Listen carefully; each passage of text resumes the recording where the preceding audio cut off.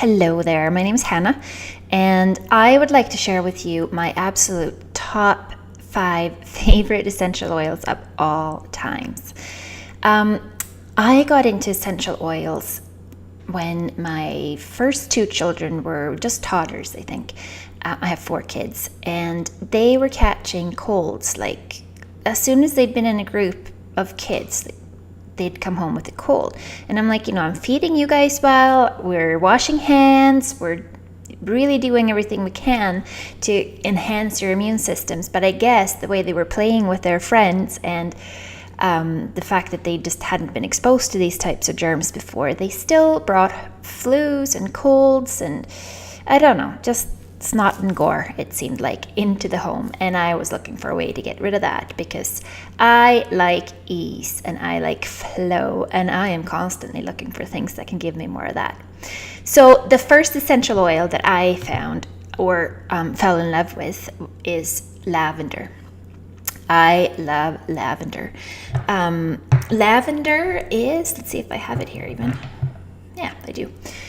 Lavender is such a nice and gentle little oil that you can put on your skin anywhere you want to. If you have, a scratch somewhere or just like the smell of lavender, you can put it on your skin, no problem. A super cool thing to do with lavender when you have little kids, you can put it behind their ears if they have ear infections, if they have earaches.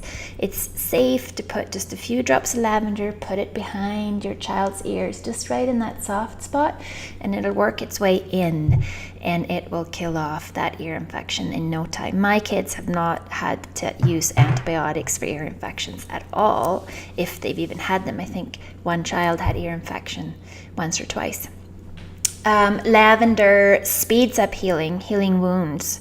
In France, I know they use lavender in the hospitals to increase the rate of which wounds, operation scars, all that kind of stuff can heal. So let's use lavender. No household should go without at least 1 bottle of lavender per person. And I mean that, like, we're six of us in this house, and I think there are 6 bottles of lavender. My husband will use them for those little shaving nicks or whatever that he still gets at the age of almost 50. And my teenagers with their pimples, and I use them too whenever I get scratches, and the kids just don't hesitate to put them on whenever. Blisters, if I'm cooking and I burn myself, I quickly apply lavender and I don't even get a blister. So lavender is one of those favorites for sure. What else did I write in here? Yes, you can rub your children's feet with this. They'll love you. They still do, even if you don't. But tea tree is the next oil that I wanted to bring up on this list of 5, because tea tree is kind of a big gun. So when they do bring home that infections to the house and it's time to boost your immune system, for reals, don't go to lavender, go to tea tree, because you can put tea tree on the soles of your feet, just like 15-20 drops on the sole of the foot, and put some socks on and off you go. You don't even have to remember it to do it again. Once or twice a day is enough, and it boosts your immune system and helps you fight off whatever that cold or flu strain is that's going around. This is a really good idea to just send the kids off to school with tea tree on their feet, and that gives them one more shield against the germs. Tea tree we've had great success with using neat, which means you don't have to mix it into a carrier oil to make it more gentle on your skin, unless you have very sensitive skin and you know your skin. The teenagers will use tea tree to get rid of their pimples quickly. It dries them out fast, and lavender could be better if it also, not just because tea tree can dry your skin out quite a bit and lavender won't do that.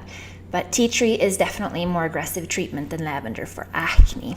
You can use it topically on swollen glands, or if you have a sore throat, you might even want to just shoot a drop or 2 back there. It's completely safe. Peppermint. Yes, I used a lot of peppermint when I was pregnant, especially the 4th time, because man, was I feeling crappy. Peppermint is a really strong oil, and it is contraindicated when they're the person that's using it might be a little bit too weak, because it can induce really violent cough attack or some kind of other expectorant effect. And if someone's really ill or weak or infant, don't use peppermint. There's so many other oils out there that you can use. But for the rest of us, peppermint is really lovely. If you have a headache, you can put it on your temples, the back of your hairline. You can, peppermint will wake you up if you're feeling tired. It's fantastic to have on a long drive. If you can't just keep drinking coffee the whole drive, have a bottle of peppermint. There are car diffusers that you can buy that you just plug into your lighter socket, or just sprinkle it here and there in the car or on your wrists or temples or wherever. If you're traveling with dogs are kind of wired backwards, so they will actually help your dog to settle. The smell of peppermint will help your dog to settle. Cats aren't like that, so if you're traveling with cats, you might not want to use peppermint because they can kind of tend to get a little wired on that. For any sort of nausea or gastrointestinal flu, definitely peppermint is your go-to. And your foot, if you use the reflexology point on the soles of your foot, you can use the center of the foot, because that's where all the intestines and the stomach, and that's where the reflexology points are for that. So put peppermint all around the center of your sole, and then your socks on. And it's also really lovely to smell again when you're feeling nauseous. It really alleviates that feeling. Peppermint is definitely specifically indicated when there's bronchitis. My oldest son was really sick in February with he had pneumonia, and he was definitely on the peppermint a lot, and it helped him recover quickly. And if you are too weak for peppermint, or you just don't have it on hand, you can use eucalyptus in almost every instance. Peppermint can actually, you can rub it as a breath freshener. You can rub it on your gums. You can use that too for sore throat. So peppermint, you can actually, of course, as you can bake with it, you can put it in chocolate and make mints and all that kind of stuff. So it's completely harmless. Eucalyptus, on the other hand, as lovely as it is, should not be taken orally.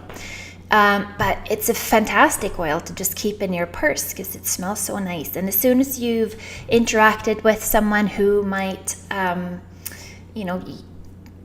be sick, they have a cold, or you don't know where their hands have been, you just, after they've left, maybe not, you take a few drops in the palm of your hand, and you just cover your nose and your mouth and inhale.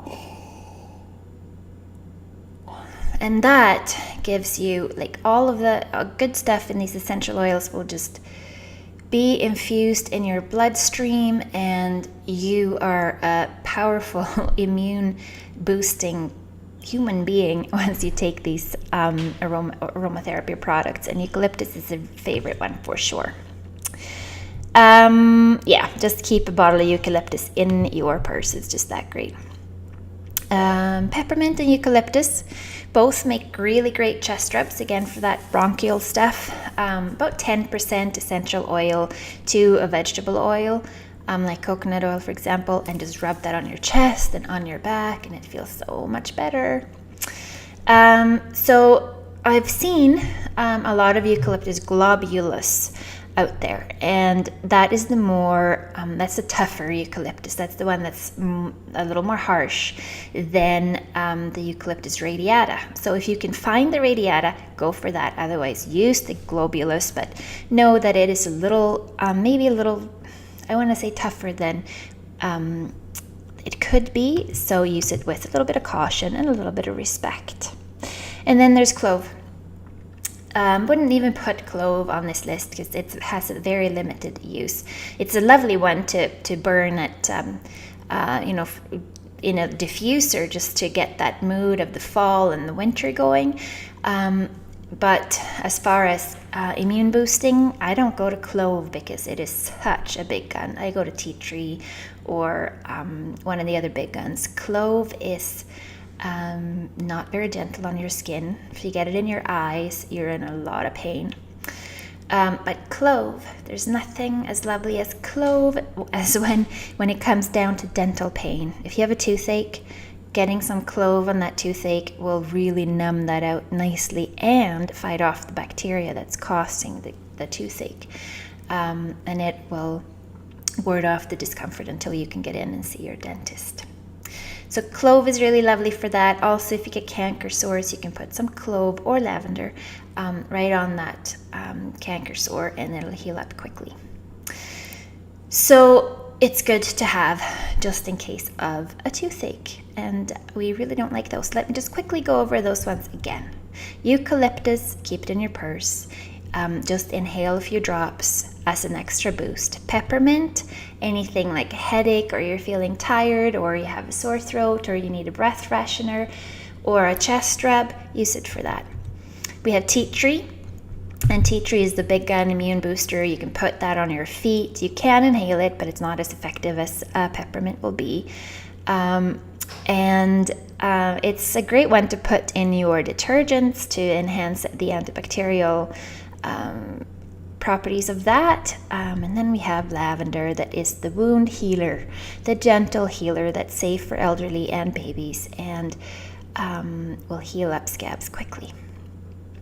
All right, those are my 5 favorite essential oils, and I am not married to any particular brand. I just have random brands of essential oils that I use. I like to support Young Living because I like to support mothers who work from home, and so I buy Young Living not just for the exceptional quality of the oil, but also to support that business model.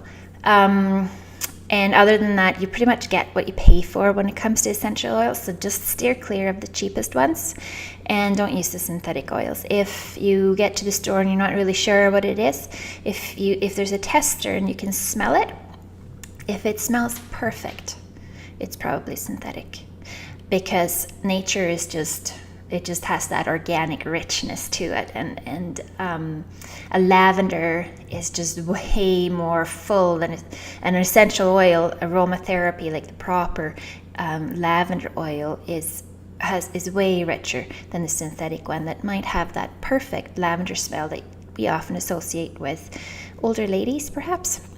Anyway, what else do I need to tell you about essential oils? Let me know. If you have questions, hit me up.